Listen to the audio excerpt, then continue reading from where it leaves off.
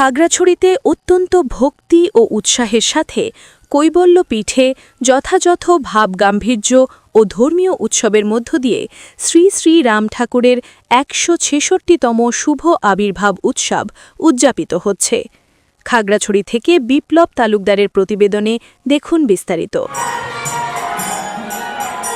অনুষ্ঠান সূচির মধ্যে রয়েছে দিনব্যাপী মহানাম যজ্ঞ, মঙ্গল প্রদীপ প্রজ্বলন, বেদবাণী পাঠ, ধর্মসভা ও ভক্তিগীতি পরিবেশন, যা ভক্তদের আধ্যাত্মিক আমেজ তৈরি করেছে।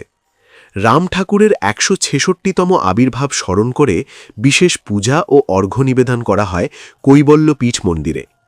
ধর্মীয় অনুষ্ঠান ১২ প্রহরব্যাপী তারক ব্রহ্ম মহানাম যজ্ঞ, শ্রীমদ্ ভগবদ্ গীতা পাঠ ও সাংস্কৃতিক অনুষ্ঠানের আয়োজন করা হয়, যা রাম ঠাকুরের মানব প্রেমের আদর্শকে তুলে ধরে।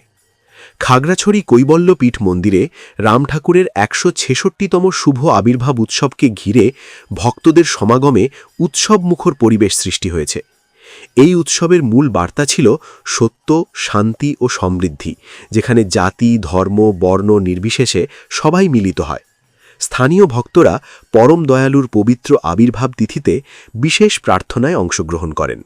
ঠাকুর রামচন্দ্রদেবের এই পবিত্র উৎসব স্থানীয় হিন্দু সম্প্রদায়ের মধ্যে মিলন ও ভক্তির পরিবেশ তৈরি করে।